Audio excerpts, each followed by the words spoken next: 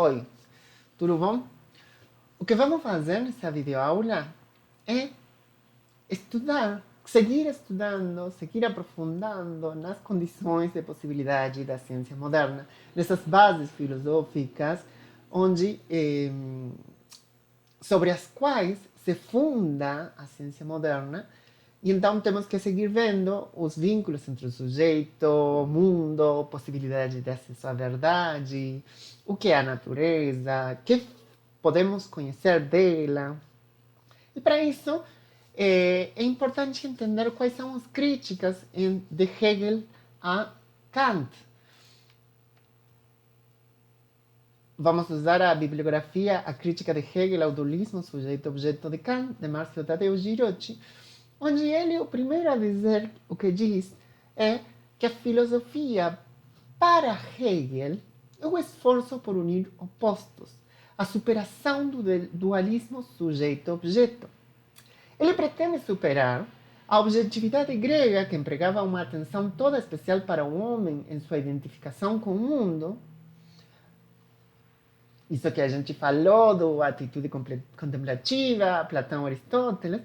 Mas ele também quer superar, ao mesmo tempo, a subjetividade da modernidade na perspectiva cartesiana e humiana, bem como a revolução copernicana de Kant.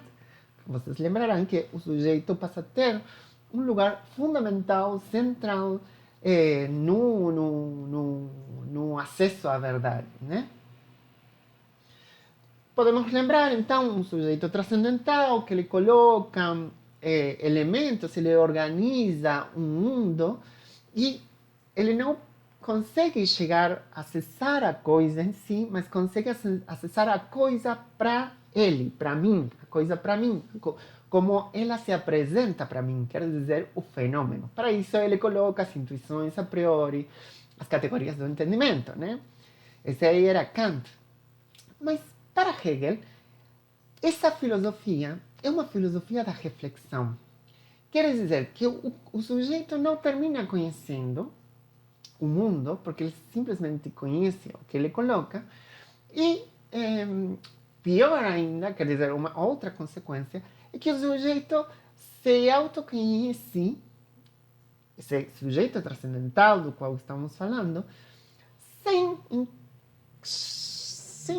chegar a conhecer o mundo, né? Tem uma independência do mundo que para Hegel é complicada. Já vamos ver por quê. É complicada e problemática. Para Hegel, o conhecimento está na relação sujeito-objeto. Mas não na dualidade, não em os dois separados. Pois o sujeito deve se conhecer e só se conhece à medida que conhece o objeto. O sujeito só conhece o objeto na medida que se autoconhece. Sim? Isso aqui é fundamental. Para o autor, ele vai distinguir, ele vai dizer, bom, pensemos que estamos falando de dois idealismos.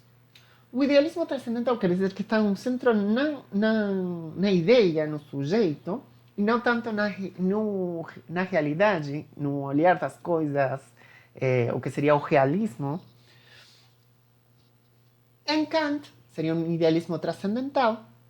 O conhecimento é resultado do dualismo entre o sujeito, que não tem acesso direto ao objeto, a gente já falou disso na coisa em si, e o objeto que é construído pelo sujeito, ou seja, o sujeito está atento ao como ele conhece o objeto.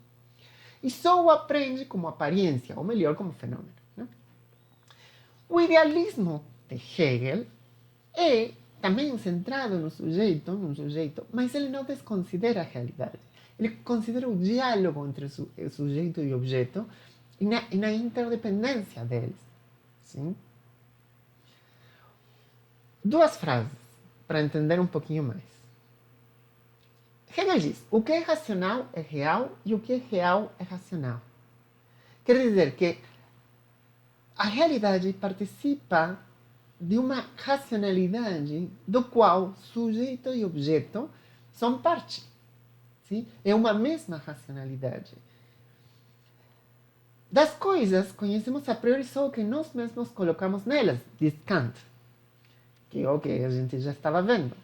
Ambos reconhecem que o sujeito conhece, ambos reconhecem que o sujeito tem a capacidade de conhecer um objeto, e isso é importante, mas o objeto de Kant não é a coisa em si, o objeto em si mesmo. É a coisa para mim. Enquanto que Hegel mostra que sujeito e objeto estão interrelacionados. Não há separação entre o interior e o exterior, pois todo o real é racional, afirmando o exterior pelo interior e vice-versa.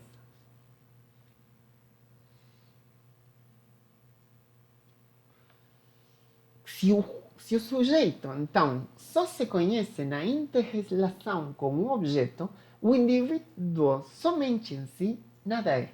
Ele não pode se autoconhecer se está isolado do mundo. Então, a filosofia hegeliana não pode se sustentar num sujeito que está separado do mundo. Separado, porque ele não poderia fazer mais nada que isso, né? O que faz o sujeito hegeliano, então, é ir para o objeto e voltar engrandecido com esse conhecimento, e aí ele mesmo consegue se conhecer. Sim? A razão em Hegel é toda a realidade sem o dualismo kantiano entre fenômeno e coisa em si. Sim? Ele vai e conhece a coisa em si mesmo. Uma vez que o que se conhece é a própria coisa. Sim? Pois o espírito se exterioriza na natureza e volta a si com a compreensão de si mesmo, através de um outro de si diferente de si. Sim? Ele se reconhece porque consegue um outro que é diferente de si. Mas que guarda algo de si mesmo reconhecido no outro. Ele traz aquilo que conheceu. Sim? E tudo isso forma parte de uma mesma racionalidade. O sujeito é o objeto e vice-versa. O objeto é o sujeito. O objeto nega o sujeito. Quer dizer que o sujeito olha o objeto e diz: isso aí não sou eu. Não sou eu. Como ele diz isso aí, eu não sou eu, ele começa a se autoconhecer. Sim? Ele se reconhece num ser outro distinto dele, mas que é ele mesmo para si. Sim? No mesmo movimento, ele reconhece e se auto-reconhece. Sim? O outro não sou eu. E isso aí já tem um conhecimento. Sim? Ele começa a fazer experiências de si mesmo na medida em que consegue negar o objeto. Né? Para Hegel, Kant busca antes saber como se deve conhecer e não conhecer de fato o que quer conhecer. Sim? Isso aí é interessante, importante para Hegel, mas o que termina fazendo Kant, para Hegel, é querer aprender a nadar antes de se aventurar à água. Sim? Fica então nessa filosofia da reflexão, isolado em si mesmo, sem conhecer, sem terminar de conhecer. Sim? Lembramos um pouquinho então, o sujeito transcendental, a coisa em si, o fenômeno. Para Hegel, o que a coisa em si termina sendo é algo abstrato, sem conteúdo, algo vazio. É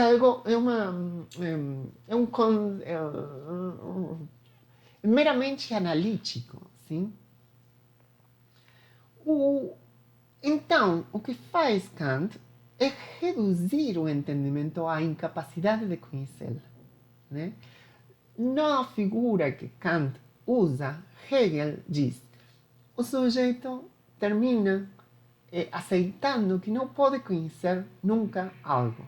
Sim? E quando ele diz: não posso conhecer isso, na reflexão de Hegel, ele termina não podendo se conhecer a si mesmo. Sim? Hegel então busca contrapor esse dualismo afirmando que sujeito e objeto são a mesma racionalidade. Uma vez que o sujeito se reconhece no objeto, pois é através do sujeito que o objeto é conhecido, e é através desse mesmo objeto que o sujeito pode se reconhecer e reconhecer o que deve conhecer. Se o conhecimento é um saber, o sujeito somente conhece quando sabe de si e sabe do objeto, quando tem consciência de si reconhecida no objeto que busca conhecer. Sim? Aqui estou repetindo, talvez em outras palavras mais abstratas, mas é isso que estou dizendo, né? O que vinha dizendo. Isso é de fato o que Hegel empreende, um devir de conceitos em movimento dialético, em que o sujeito e o objeto são interdependentes, marcando assim sua posição contra o dualismo. Né? Se o sujeito e o objeto são a mesma racionalidade e o sujeito só se conhece na medida em que conhece o outro não está em outro lugar, separado, isolado. Ele deve passar pelo conhecimento do objeto para se autoconhecer. Sim? Isso aí é o saber. Quando ele conhece si, quando ele conhece o objeto e quando tem consciência de si reconhecida no objeto que busca conhecer. Né?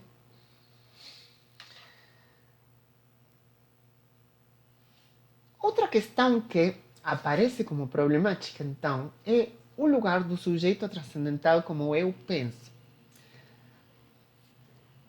Kant diz: o eu penso tem que poder acompanhar todas as minhas representações, pois do contrário seria representado em mim algo que não poderia de modo algum ser pensado. O que equivale a dizer que a representação seria impossível, ou pelo menos para mim, não seria nada. A representação que pode ser dada antes de todo o pensamento denomina-se intuição. Portanto, todo múltiplo da intuição possui uma referência necessária ao eu penso, no mesmo sujeito em que este múltiplo é encontrado. Então, ele fala de uma apercepção transcendental, sim? Uma consciência da percepção.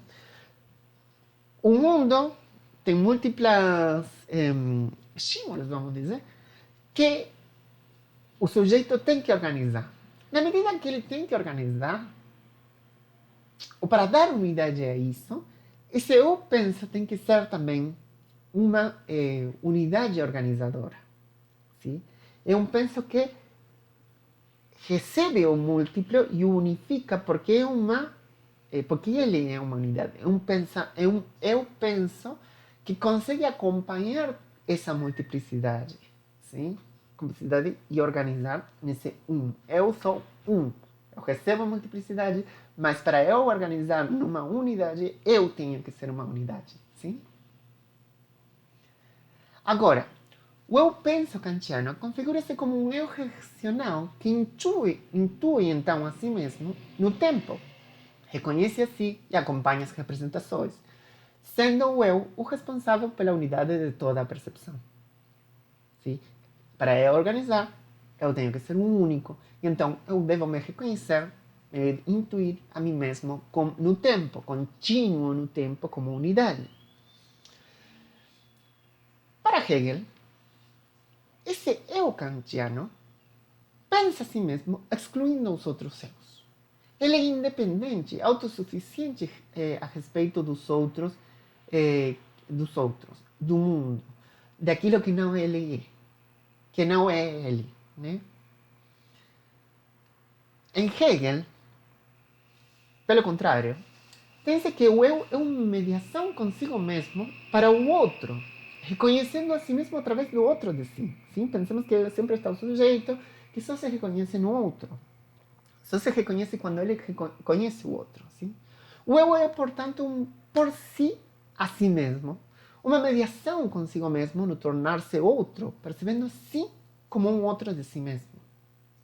Sim? Nessa ida para o outro, com a mediação do outro, é que consegue se reconhecer a si mesmo. Assim. Não é autossuficiente, é interdependente. Quando o outro é um mundo e quando o outro é um outro, que aí já é outro problema, a gente pode falar disso, mas basicamente, porque é o outro é o que está fazendo o mesmo movimento. Mas o importante aqui é que tem uma interdependência. O eu não está isolado, ele consegue se intuir sem a intervenção desse outro que está conhecendo. Isso mostra que o sujeito e o objeto são interdependentes. E o objeto não é meramente uma projeção do sujeito, como poderia ter sido lido Kant, visto que o objeto é um ser outro do sujeito. É um outro, diferente de si. Ao mesmo tempo em que é um si mesmo. E o sujeito é para si ao reconhecer-se no objeto como um ser outro de si mesmo. O sujeito que conhece, conhece algo, o que configura o próprio autoconhecimento do sujeito. Isso tudo é contrário ao eu kantiano, o eu que acompanha suas representações e conhece o objeto por aproximar-se do objeto, mas sem interagir com ele a ponto de se reconhecer nele, tal como ocorre na dialética hegeliana. Sim?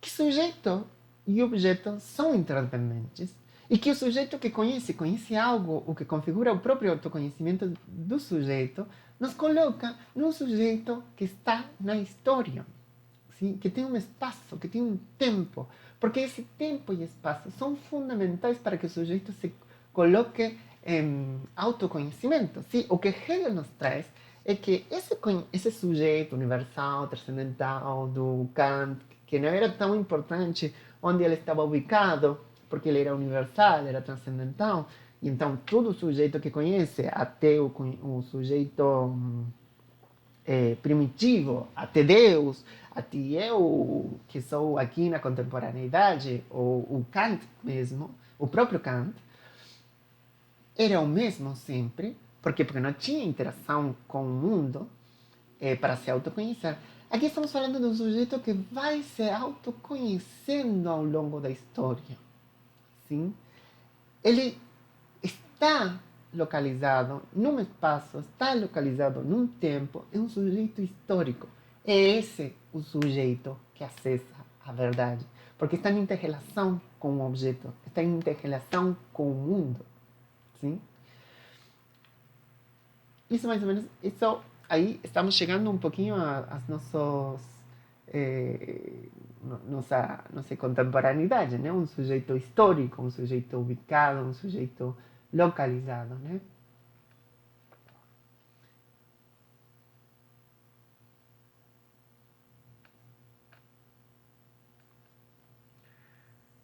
Então,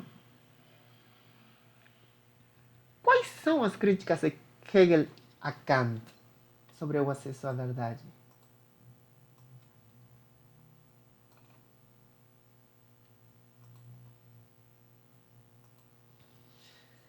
É isso, né? Seguimos pensando então as bases filosóficas e como chegamos a um momento da ciência como estamos pensando agora. E então é importante seguir estudando os vínculos entre sujeito, natureza, sujeito, mundo, que foram que